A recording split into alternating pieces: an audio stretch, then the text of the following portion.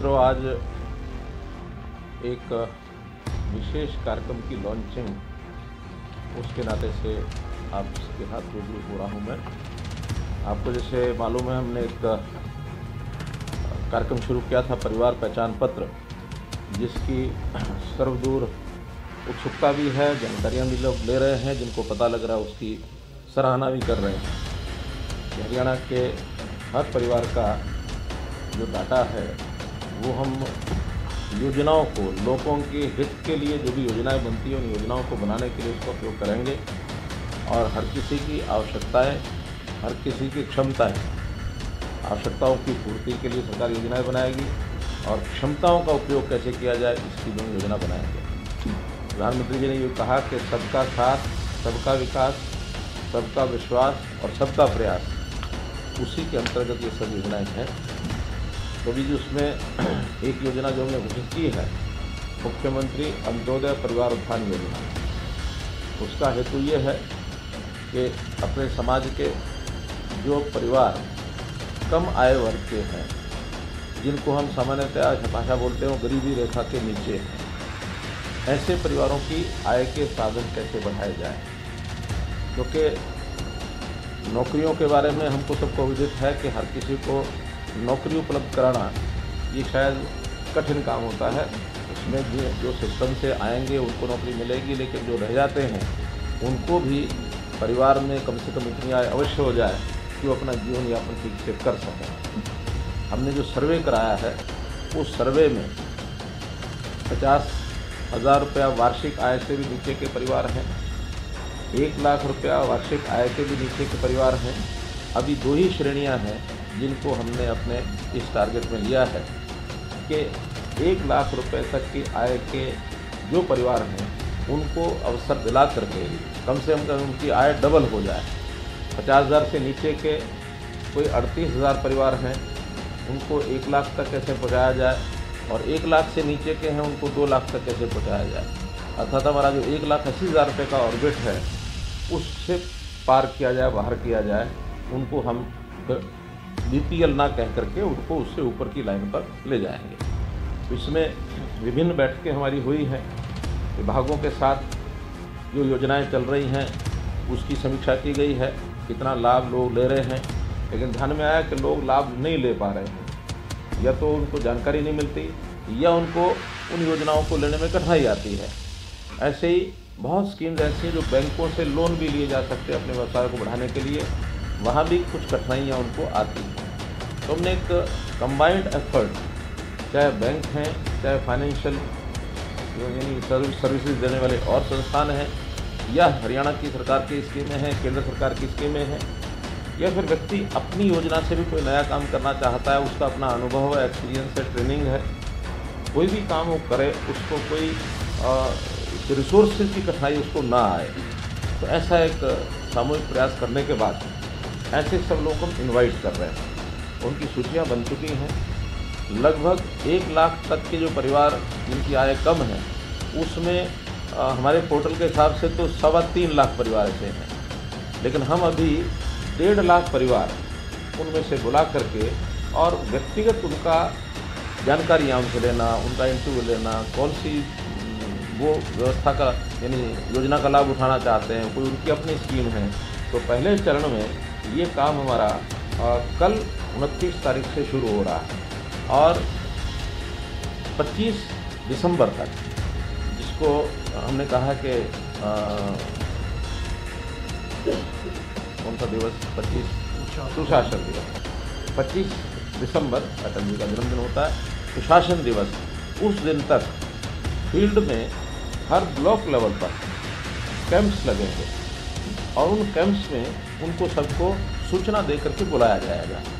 यहाँ communication system से सीधी जानकारी भी उनको दी जाएगी और जिला स्तर पर या ब्लॉक स्तर पर जो नोडल अधिकारी हैं वो भी उनको जानकारी देंगे। एक स्थान पर सब लोग आएंगे प्रातःकाल 10 बजे से लेकर के सायंकाल 5 बजे तक, या जिन लोगों को बुलाया है उनके सबके जब तक इंटरव्यू नहीं होते तब तक वो कार्यक्रम चलेगा। पहले चरण में अभी 3 दिन के कार्यक्रम कुल 24 ब्लॉक्स में, ऐसा हमने एक शेड्यूल ये जारी किया है। 24 स्थान हैं, लेकिन उसमें किसी किसी स्थान पर 2 दिन, किसी स्थान पर 3 दिन भी, जहाँ की संख्या ज़्यादा है, क्योंकि एक दिन 500-600 लोगों से ज़्यादा वहाँ उस मेले में बुलाएंगे तो अव्यवस्था होगी। तो जहाँ संख्या ज़्यादा है वहाँ 3 दिन, 2 दिन में पूरे तो 2 दिन, और जहाँ कम संख्या है 1 दिन में उन ब्लॉक में इसको लगातार चला करके पूरा करेंगे। तो ऐसे 24 स्थानों का शेड्यूल ये आपको जारी कर दिया गया है, आपको दे दिया ना पता। हाँ, तो उस हिसाब से उन स्थानों का हमने चयन किया है। स्थान 24 जो हैं, कोशिश की है कि हर जिले में कम से कम एक ज़रूर हो जाए।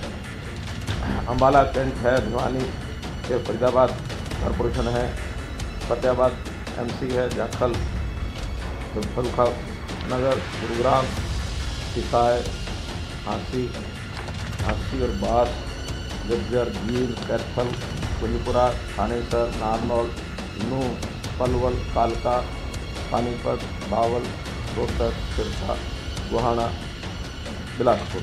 तो ये कुछ स्थान हैं जहाँ पर ये सारे कार्यक्रम किए जाएंगे। इन स्थानों पर नोडल अधिकारी बना दिए गए हैं। एक प्रदेश स्तर का कोई भी IAS, IPS, IFS ऐसा अधिकारी वहाँ जाएगा।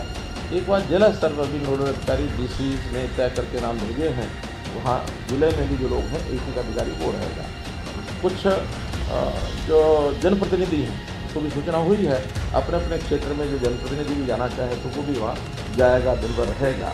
सोशल वर्कर, सोशल संस्थाएं जो इन कामों में सहयोग कर सकती हैं, ऐसी भी सूचना उनको दी गई है, वो भी ले जा करके कोई योजना में, क्योंकि जिस प्रकार के लोग आएंगे कई बार अपनी बात को ठीक से वो एक्सप्रेस नहीं कर पाते हैं, पढ़ाई लिखाई भी कम है, उनको योजनाओं का पता भी नहीं है, तो ऐसी सारी योजनाओं की सहायता करने के लिए इस प्रकार के सब लोग वहाँ उपस्थित रहेंगे।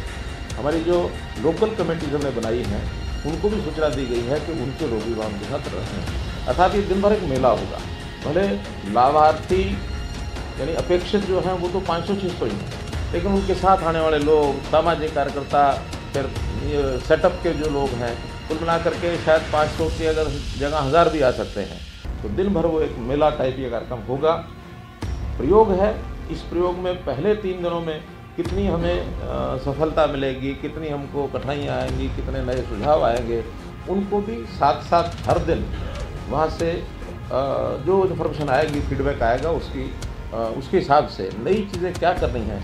तो इस 3 दिन के बाद नया शेड्यूल 1-2 दिन का गैप डाल करके फिर जारी किया जाएगा, ताकि इन सब को हम 25 दिसंबर तक पूरा कर सकें। 180 के आसपास ये सब स्थान हैं जहाँ ये सब कार्यक्रम जो हैं किए जाएंगे। कुल कार्यक्रमों की संख्या तो ज़्यादा हो जाएगी, क्योंकि एक स्थान पर एक से ज़्यादा कार्यक्रम जैसा मैंने बताया वो भी होंगे। तो इस प्रकार से ये कार्यक्रम बनाया गया है। वहाँ पर व्यवस्थाएं सारी बता दी गई हैं, उनको डिस्ट्रिक्ट एडमिनिस्ट्रेशन और ब्लॉक लेवल के जो लोग हैं उनको सब बता दिए गए हैं। ADC BC के हम डिटेल्ड एक मीटिंग भी हुई है और उनके साथ वीडियो कॉन्फ्रेंस भी हुई है। उनको SOP बना करके जारी भी कर दिया गया है कि डिस्ट्रिक्ट एडमिनिस्ट्रेशन ने क्या करना है, विभागों ने क्या करना है, बैंक से क्या अपेक्षा है, और जो बेनिफिशरी, संभावित बेनिफिशरी है, उससे क्या क्या जानकारी लेनी है। बहुत सी जानकारियाँ तो परिवार पहचान पत्र में ले ली गई हैं, लेकिन उसके अतिरिक्त व्यवसाय के नाते, काम के नाते, इनकम बढ़ाने के नाते उनसे भी पूछताछ की जाएगी। जो योजनाएं सारी आपको एक पत्रक और दिया गया है जिसके अंदर योजनाओं का उल्लेख है सब, और इस योजनाओं में मैं अभी पढ़ रहा था, योजनाएं तो 50 से ऊपर लिखी हैं, लेकिन कुछ ऐसी हैं जो शायद व्यक्ति के लिए नहीं है, ग्राम के लिए हैं, बस्ती के लिए हैं, विभागों के लिए हैं। तो व्यक्तियों के लिए लगभग 42 योजनाएं ऐसी हैं जिसमें से व्यक्ति अपनी इनकम बढ़ा सकता है। तो उस प्रकार की ये सब योजनाएं दी गई हैं। इनके सब के वहाँ हर एक कैंप के बाहर कई जगह चार्ट लग जाएंगे। उन चार्ट को पढ़ेंगे, उससे बेनिफिट यानी क्या मिलेगा उनको, लोन का मैक्सिमम लिमिट क्या है और उसकी पात्रता क्या उसमें तय की गई है। अलग अलग वर्गों के लिए, जैसे SCs के लिए कुछ योजनाएं हैं, BCs के लिए योजनाएं हैं, महिलाओं के लिए हैं, दिव्यांगों के लिए हैं, गरीबी के हिसाब से कुछ हैं, कृषि की अलग हैं, उद्योग की अलग हैं, लघु उद्योग जो है MSME उसकी अलग हैं, और स्किलिंग की योजनाएं अलग हैं। 3 महीने का स्किलिंग का कोर्स करने के बाद उनको कोई ना कोई व्यवसाय करने में आगे कैसी सुविधा मिलेगी। तो ऐसे एक मल्टीपल एक जिसको कहना चाहिए एक अफेयर्स, ये इसके अंदर बताए गए हैं। जाते ही व्यक्ति एक वेलकम डेस्क के ऊपर जाएगा, ताकि उसको कोई बात आगे कहाँ जाना है इसकी जानकारी नहीं है तो बता दी जाएगी। सब लिखित होगा तो भी एक वेलकम डेस्क होगा। उसके बाद 5-5 कम से कम 5-5 काउंसलिंग सेंटर होंगे। वो किसी भी एक काउंसलिंग सेंटर पर जाएगा तो जानकारियाँ ली जाएंगी, उससे पूछताछ की जाएगी कि किस प्रकार का काम वो कर सकता है। तो व्यक्ति खेती से जुड़ा कर सकता है, कोई पशुपालन की दृष्टि से कर सकता है, कोई मशरूम के नाते से कर सकता है, कोई दुकान बना सकता है, कोई सरकारी योजनाओं में उसका लाभ उठा सकता है। तो उसी हिसाब से उन काउंटर पर भेजा जाएगा। उन काउंटर्स पर डिटेल्ड 5-6 लोग रहेंगे, डिटेल्ड एक जानकारी उससे लेकर के उसको रिकमेंड किया जाएगा कि हाँ ये काम ये कर सकता है। एक की बजाय 1, 2, 3 भी बताया जा सकता है, इन 3 में से भी कोई कर सकता है। वो फिर बैंक्स के काउंटर्स होंगे। उन बैंक के नोडल जो बैंक होंगे उस क्षेत्र के, कहीं 5 हैं कहीं 6 हैं, ऐसे बैंक्स के सबके अपने अपने काउंटर होंगे। वो फिर बारी बारी से उनको भेजेंगे। अगर उस सामने वाले का कहीं बैंक अकाउंट है तो उस पर भेजा जाएगा, नहीं है तो किसी को भी काउंटर पर भेजा जाएगा। वो बैंक वाला वो सारे पत्रक को देख करके, और बैंक्स को हमने कहा है कि जहाँ कोई गारंटी की ज़रूरत नहीं है तो कोई गारंटी आपने पूछनी नहीं। बहुत सी योजनाएं ऐसी हैं केंद्र सरकार की ओर से तय की गई हैं, बैंकों ने मानी हुई है कि इसकी कोई हमने कोलेटरल नहीं लेना, गारंटी नहीं लेनी, केवल उसकी योग्यता ठीक होनी चाहिए, वो काम ठीक प्रकार से कर सकता है, ताकि एक विश्वास है कि वो अर्न करेगा और बैंक को वापस करेगा। अगर उसमें इतनी योग्यता ही नहीं है तो शायद बैंक वाले उसको रिफ्यूज़ करते हैं। लेकिन वो सारा काम चूँकि हमारे डिपार्टमेंट सब उसमें जुड़े हैं, उसकी काउंसलिंग कर रहे हैं और इतनी छलनी जो सारे सिस्टम के अंदर से निकाले जाएगी उस सारे विषय को, तो बैंक्स को सुविधा हो जाएगी। फिर बैंक्स को हमने कहा कि नहीं, जो हमने तय किया है या जो हमने रिकमेंड किया है उसमें से कोई ना कोई एक काम का लोन आपने देना ही है। कुछ स्कीम्स ऐसी हैं, नई स्कीम मानो बन सकती होंगी, तो उसका अगर बैंक्स की जरूरत होगी तो उसका जो गारंटी है, बैंक गारंटी, वो यानी गवर्नमेंट गारंटी देगी, ताकि कल को डिफ़ॉल्ट हो जाता है कोई एनपीए ना हो, ताकि गवर्नमेंट की ओर से दिया जा सकता है। गवर्नमेंट के पास बहुत सी स्कीम्स ऐसी होती हैं हम ग्रांट भी देते हैं। तो हम ये सारी चीज़ें उसमें सब करने के बाद और उनको वहाँ भेजेंगे। दिन भर का ये मेला चलेगा। हर 2-2 घंटे के लिए एक उनके स्लॉट बना करके सूचना दी गई है। अगर मैंने 500 लोग बुलाए हैं तो 2 घंटे में मानो 250 लोग बुलाए या 100 लोग बुलाए, अगले 2 घंटे में 100 नहीं, मानो 4 स्लॉट बनाए होंगे तो 180 के लगभग दिया हमने। तो उस हिसाब से 3 बजे तक का समय दिया ताकि 5 बजे तक समाप्त हो जाए। ऐसे 2-2 घंटे के स्लॉट बना के दिए।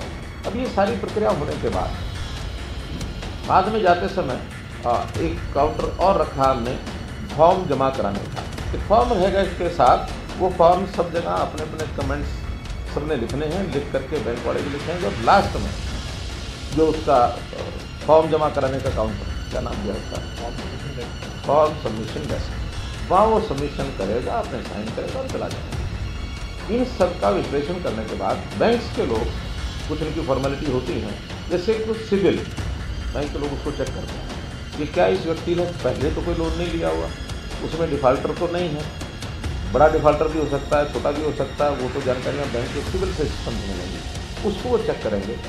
अगर उसमें कोई छोटा मोटा फॉल्ट है तो कल को सरकार को कोई योजना बनानी और बनाएंगे।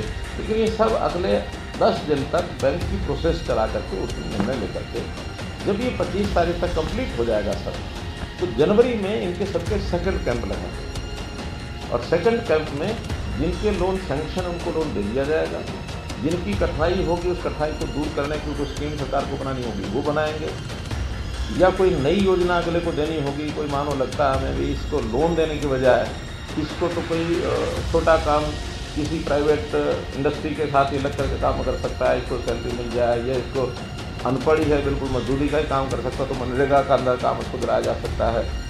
तो बैंकों के अंदर कोई डिफ़ॉल्ट इस प्रकार का मिलता तो उनको बिना लोन के भी उनकी इनकम कैसे बढ़ सकती है, इसकी योजना बनाई जाएगी। लेकिन जनवरी में इन सबको लोन दे दिए जाएंगे। इस सारे चरण में अभी 1.5 लाख परिवारों को बुलाया गया है। 1 लाख परिवारों को सहायता ज़रूर हो जाए, मानो 50,000 का एक छोड़ भी दे इस प्रकार के लोगों का जिनकी सहायता नहीं हो पाएगी, तो 1 लाख का ये पहला टारगेट इस 2 महीने के चरण में पूरा करेंगे। और उसके बाद फिर सेकंड फेज में बाकी जो लोग बचे उनको लिया जाएगा। इतना ये एक कार्यक्रम है आपको बताने के लिए। और इसमें आपको लगता है कि कोई सुझाव है, कोई बात ऐसी है जो पूरी नहीं हुई है, उसमें अधूरी रह गई है, या कोई आपको लगता है उसमें और कुछ जोड़ा जा सकता है? बोलिए।